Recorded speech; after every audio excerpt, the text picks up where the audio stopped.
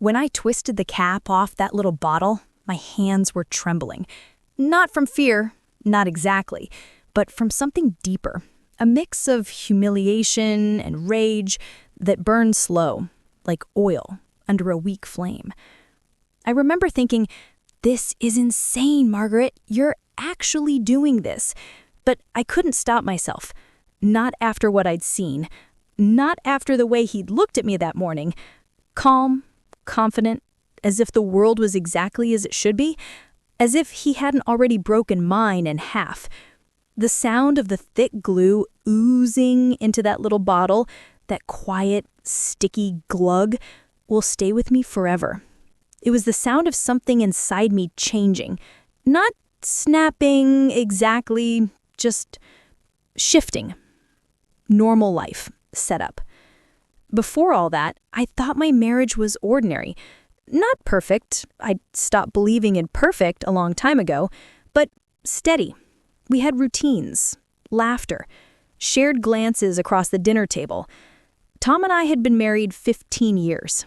We'd met at a friend's barbecue when I was 28, both of us holding paper plates and pretending to care about sports. He had this easy smile, a way of talking that made you feel like you were the only person in the room. I fell for him faster than I care to admit. We built a life that looked picture perfect from the outside, a modest house on the edge of town, 2 children who adored their father, a garden I tended like a ritual. Sunday mornings meant coffee, the newspaper, and the smell of eggs sizzling in butter. He used to tease me about oversalting everything. "Margie," he'd say, "you're going to pickle me alive one of these days." And I'd laugh, toss him a dish towel, and he'd steal a kiss before heading to his office. He worked in insurance, spreadsheets and policies and long hours at his desk. I never really understood what he did, but he was good at it. Reliable. That was the word everyone used to describe Tom. Reliable. I stayed home for a while when the kids were young, then went back to part-time bookkeeping for a local bakery. It wasn't glamorous, but it gave me something that was mine. Our evenings were quiet. Too quiet, sometimes. He'd scroll through his phone, I'd fold laundry, and we'd watch something forgettable before heading to bed. That's the thing about long marriages. Comfort can turn into silence so slowly, you don't even notice. But back then, I told myself it was fine. We were fine. The first clue. Suspicion. It started small. It always does. One Thursday, Tom came home later than usual. I remember because the stew had gone cold and the kids were already upstairs. Traffic, he said, simply, setting down his briefcase. His shirt collar was open, hair a little too neat for someone who'd just battled rush hour. Something felt off, but I couldn't name it. His cologne smelled stronger than usual, like he just reapplied it, not something he ever did after work. I brushed it off. Maybe he had a meeting. Maybe I was tired. But then it happened again the next week, and the week after that. "Meetings," he'd say. You know how it gets near quarter end. One night, as I collected his laundry, I noticed a faint smear of lipstick on the inside of his shirt cuff. Pale pink, almost invisible. But there. I stared at it for a long time, my stomach sinking. When I asked him about it, he didn't even flinch. "It must have been a client," he said. "We shook hands and she must have had something on her sleeve or whatever." He smiled as he spoke, and I hated that smile more than the lie itself. That's the thing about lies. They sound too smooth when someone's practiced them. For weeks, I lived in denial. I checked his phone when he showered, but it was always clean. Too clean. No messages, no history. Almost like he'd scrubbed it. I told myself I was paranoid, that I was just tired, that maybe menopause was making me moody. I even apologized once, to him. He'd hugged me and said, "It's okay, honey. You've been stressed. Maybe we should take a trip soon." His hand rubbed slow circles on my back. I wanted to believe him so badly that I almost did. Then came the weekend. He said he was going to a conference in Denver. I remember standing at the doorway, helping him zip his suitcase. His shirts were folded too neatly, his smile too practiced. He kissed my forehead and said, "Don't wait up for me. I'll be back Sunday night." I stood there long after the taxi pulled away, my gut screaming what my mind refused to say out loud. He wasn't going to Denver, and I was done pretending I didn't know. That night, I poured myself a glass of wine, maybe two, and sat at the kitchen counter staring at the clock. The kids were asleep. The house was quiet except for the hum of the refrigerator and the ticking of the wall clock. Every second felt heavier. That's when I noticed the drawer under the sink, the one where he kept his gym stuff, extra razors, and that small bottle, a stupid little bottle I'd seen him toss in his bag before business trips. He said it was just for men's care. I'd never questioned it. But that night, curiosity won. I picked it up. My hands were shaking as I read the label. When I opened it, I caught a faint chemical scent. Clean. Sterile. Unfamiliar. It hit me like a slap. I don't know what possessed me next. Maybe anger. Maybe heartbreak disguised as courage. But I knew one thing. If he wanted to play games, I could play too. That's when I went to the garage, found the small tube of strong adhesive we used for fixing furniture, and made a decision I couldn't unmake. The bottle sat on the counter under the soft yellow light. I stared at it for a long time before I began to pour. As the thick glue filled the bottle, a strange calm washed over me. It wasn't joy. It wasn't even revenge, really. It was control. The first bit of control I'd felt in months. When I was done, I placed the bottle back exactly where I'd found it. Then I cleaned the counter, poured another glass of wine, and sat in silence. Outside, the wind picked up, brushing against the windows. Inside, I waited. Not for him, but for the truth that was bound to find me soon. He came home 2 days later, suitcase in hand, humming softly, like a man with nothing to hide. I watched him from the kitchen doorway, the late afternoon light slicing through the blinds and cutting across his face. He smiled when he saw me. "Hey, babe," he said, setting the suitcase down. "Conference was great. You would have loved the hotel. Maybe next time you can come with me." The lie rolled off his tongue so easily, so effortlessly, that it almost broke me. It's strange, the way betrayal can sound so casual, like small talk. I nodded, forcing a smile. "You must be tired," I said. He kissed my cheek. His lips felt cold. Later that night, he took a shower, humming the same tune. I sat on the edge of the bed, heart pounding, staring at his phone plugged in on the nightstand. It was locked, as always. But I noticed something different this time. A second phone charger tucked behind the dresser. I hadn't seen that before. Something in me snapped. While he showered, I moved quickly. I pulled his suitcase closer, unzipped it, and went through the pockets. Folded shirts, receipts, toiletries, all neat, all innocent, until I found a small card tucked into a side pocket. It was a hotel room key.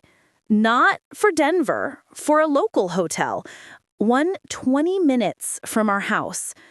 My vision blurred. The air felt too thick. He hadn't even left town. He'd lied to my face, slept with someone else, and then come home to our bed as if nothing had happened. The sound of the shower stopped. I shoved the card back, zipped the suitcase, and pretended to be folding laundry when he walked out. He smiled at me, towel around his waist, steam rising off his skin. "Missed you," he said, kissing my shoulder. And that was it. The moment I knew for sure. The moment the last thread of my trust finally snapped.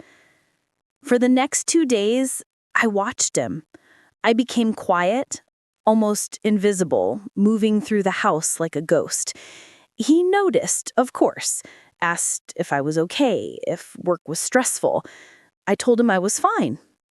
Always fine. But at night, when he'd fall asleep, I'd lie awake listening to his slow breathing, wondering how many lies fit between those breaths. Then came Friday. He told me he had to work late again.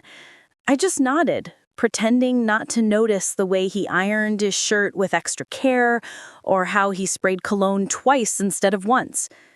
When he left, I waited 10 minutes, then grabbed my keys and followed. My hands were trembling as I drove. I didn't even know what I'd do when I saw him, just that I had to see.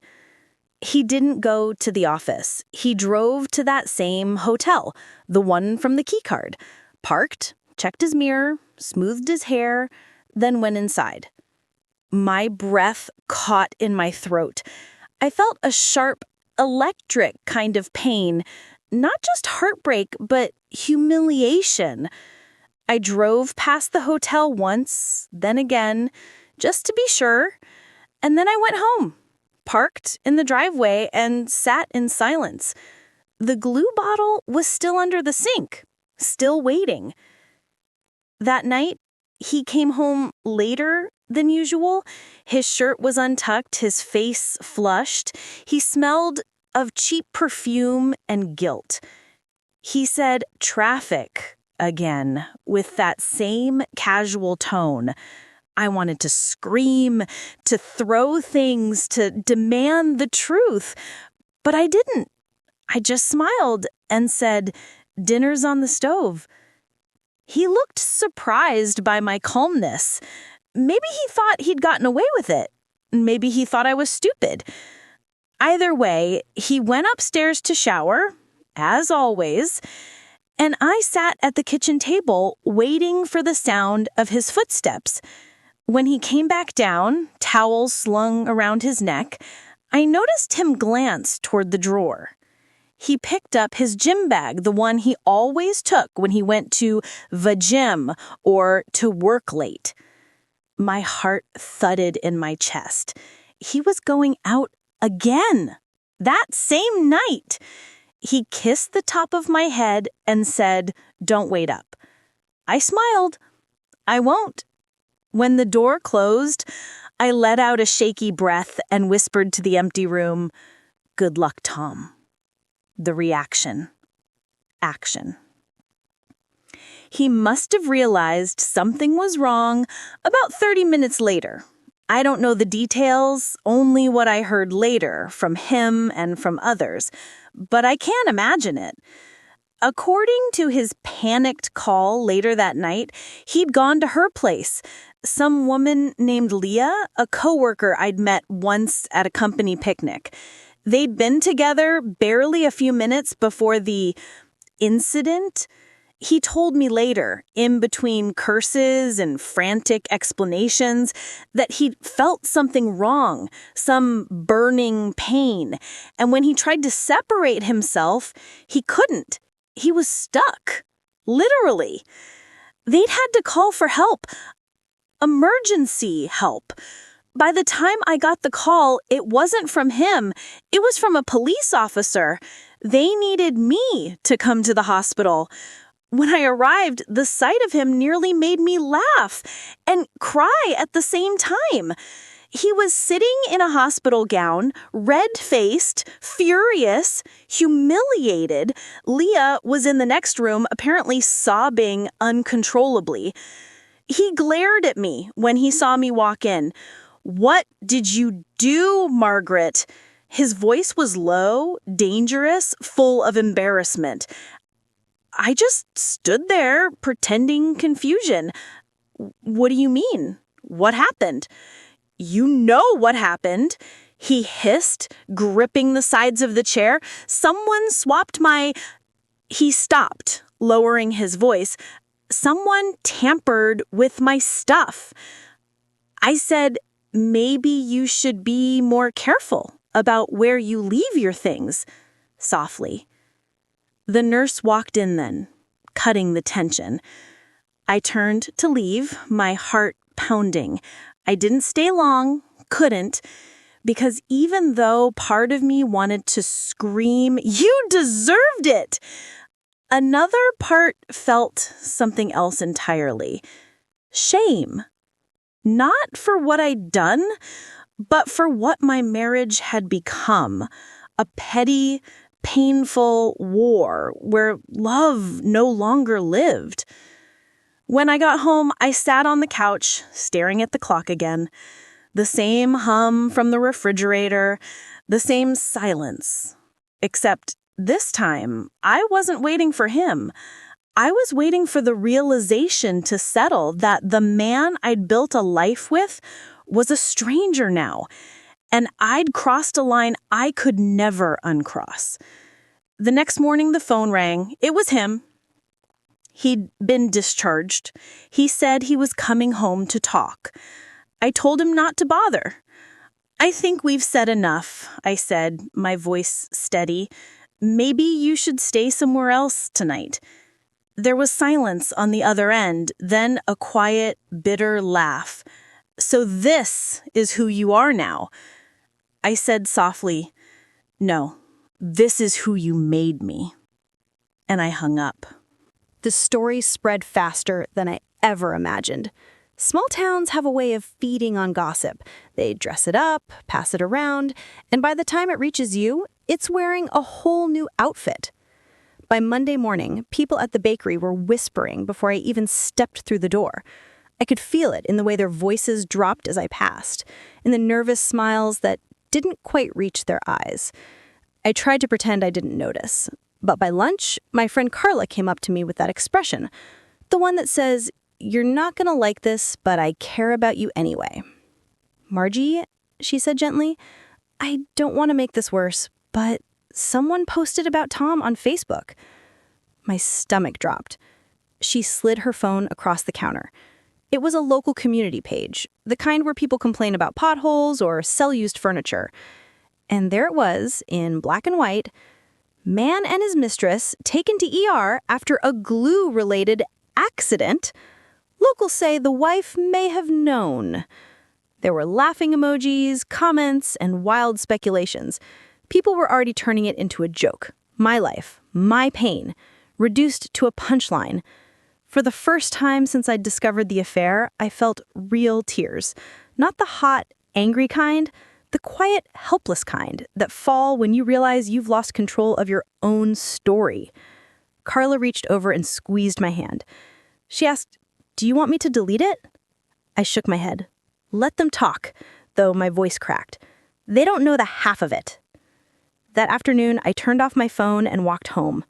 The autumn air smelled like burnt leaves, the wind sharp against my face. Every step felt heavy. Not from guilt exactly, but from the weight of everything that had happened. When I got home, his car was already in the driveway. My pulse quickened. He was sitting on the porch, wearing sunglasses, though the sun had already dipped. He looked smaller somehow, not physically, but in presence. The arrogance, the easy charm, gone. "Margaret," he started, standing as I approached. I didn't stop walking. I brushed past him, opened the door, and said, "If you want to talk, make it quick." Inside, the house felt tense, like it was holding its breath. He followed me to the kitchen, his footsteps hesitant. He said, finally, "I know I've made mistakes, but you went too far. Do you know what people are saying about me?" I turned, meeting his eyes. "You mean the truth?" He clenched his jaw. "You humiliated me." I laughed softly, a sound that surprised even me. "Tom, you humiliated yourself. I just stopped cleaning up after you." For a long moment, neither of us spoke. The only sound was the ticking of that same kitchen clock, the one that had marked so many of our silences. Then his tone shifted, softer. "Margie, we can fix this. We can get through it. I'll end things with her. I'll go to counseling, whatever it takes." For a fleeting second, I almost wanted to believe him, because that's what 15 years of marriage does. It tricks your heart into thinking, maybe this time will be different. But then I remembered the way he looked at me while lying, how easily he kissed me goodbye before going to her. And I realized the man begging for forgiveness wasn't the man I married. That man was long gone. I don't want to fix it, I said quietly. I want peace. He blinked. Peace? You think you'll find peace after the circus? After what you did? I took a slow breath. Yes, because at least now I know the truth. He stared at me for a long time, then finally nodded. You'll regret this, he muttered. I watched him walk out the door, shoulders hunched, pride bruised. The slam of the door echoed through the house, sharp, final. The fallout. The days that followed were strange, almost peaceful in a bittersweet way. Tom moved in with a friend for a while. I didn't ask which friend. The kids, both in college, called constantly after hearing about the gossip online. I reassured them as best I could, though my daughter's voice trembled when she said, Mom, people are making memes about Dad. Are you okay? I told her the truth. I'm not okay yet, but I will be. Some nights, I still cried, not because I missed him, but because I missed who I used to be before all this, before suspicion turned me into someone capable of revenge. I'd lie awake listening to the house settle, the creak of wood, the distant hum of traffic, and wonder if I'd gone too far, if proving a point had cost me my dignity. Then one morning, I found an envelope on the porch. No name, just a folded piece of paper inside. It was a note from Leah. It said, I don't expect forgiveness. I didn't know he was lying about you. He told me you were separated. I should have known better. I'm sorry for the pain I caused. For what it's worth, you deserve better than both of us. I sat there for a long time, staring at her handwriting. In an odd way, her honesty hurt more than his lies. That evening, I took the note, folded it neatly, and placed it in the trash. Not out of spite, but because I didn't need it anymore. I didn't need her apology or his excuses. I just needed space to breathe again. The turning point. 2 weeks later, I met with a lawyer. I expected to feel fear, grief even, signing those divorce papers. But instead, I felt something closer to relief. Afterwards, I drove to the edge of town where the hills meet the water.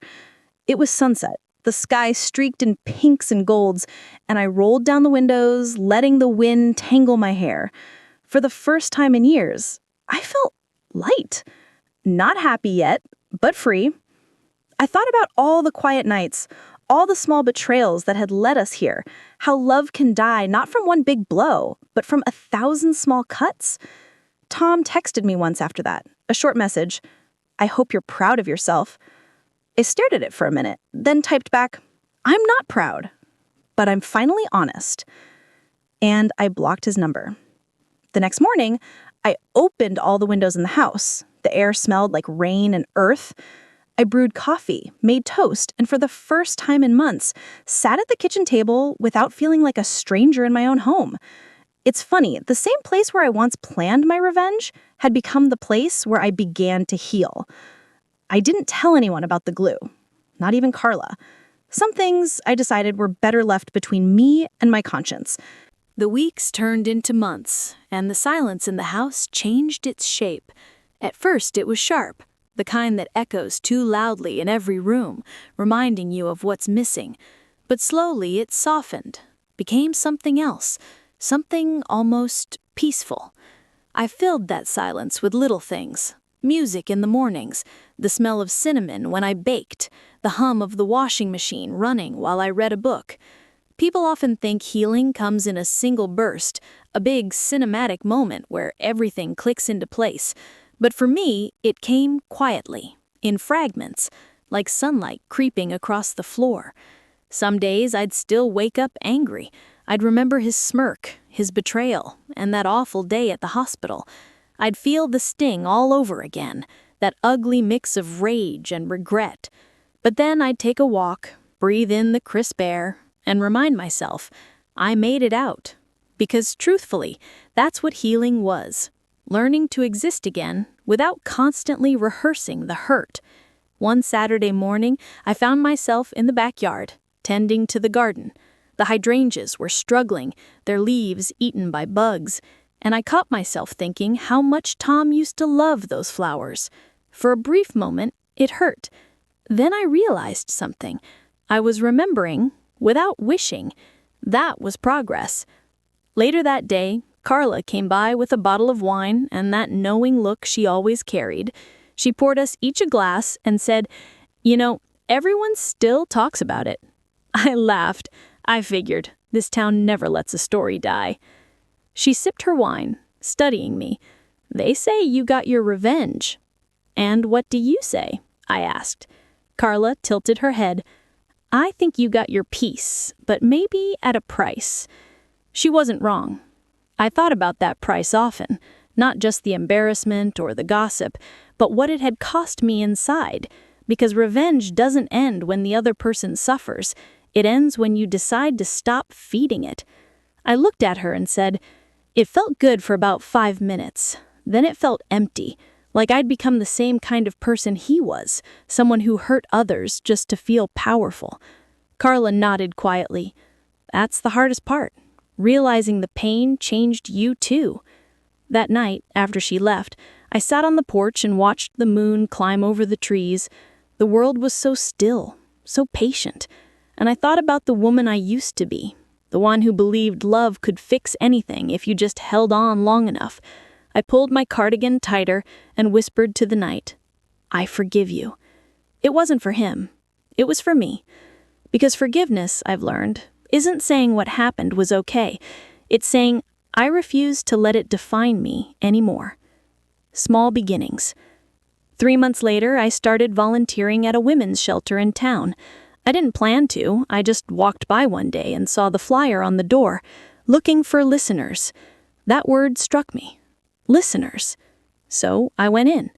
Most of the women there were strangers to pain I couldn't imagine. Different stories, different scars. But in every conversation, I saw pieces of myself. The doubt, the shame, the question of why me. Listening to them helped me heal in ways I didn't expect. I stopped seeing myself as a victim. Instead, I became a witness to resilience, to recovery, to what happens when women choose themselves after being broken down. One evening, a young woman named Elsie told me, "He said I'd never make it without him." And before I even thought, I said, "That's what they all say right before you prove them wrong." She smiled, a small, trembling smile, but real. And for the first time, I understood that my story, messy as it was, had a purpose, maybe not a noble one, but a human one. The unexpected visit. It was early spring when Tom came by again. I hadn't seen him in almost half a year. He stood at the door holding a manila envelope, divorce paperwork finalized. He looked older, not just tired, aged, his hair thinner, his eyes dull. He handed me the envelope and said, "It's all done." I said, "Thank you." He hesitated. "I just wanted to tell you, I'm sorry." I watched him closely. For what? He swallowed hard. For lying. For hurting you. For everything. There was a time those words would have cracked me open, but now they just drifted over me like a passing wind. I said softly, "I appreciate that. I hope you find peace, Tom. Truly." He nodded, surprised maybe by my calm. "You really changed," he said. "I had to. You didn't leave me much choice." He gave a small, sad smile. "You were always stronger than I was." And then, without another word, he left. I watched him drive away, not with anger or triumph, but with quiet acceptance. Some endings don't need applause. They just need to be done. That night, I sat at the kitchen table, the same one where I had once plotted my revenge, and opened my journal. I wrote, "Sometimes we have to lose love to find ourselves again. Sometimes revenge is just grief in disguise. But when the dust settles, what matters most is how we choose to rise." And with that, I closed the book. The clock ticked softly on the wall. Outside, crickets hummed. The house, My house finally felt like home again. I poured myself a cup of tea, breathed in the quiet, and whispered, "I'm okay now." And for the first time, it was true.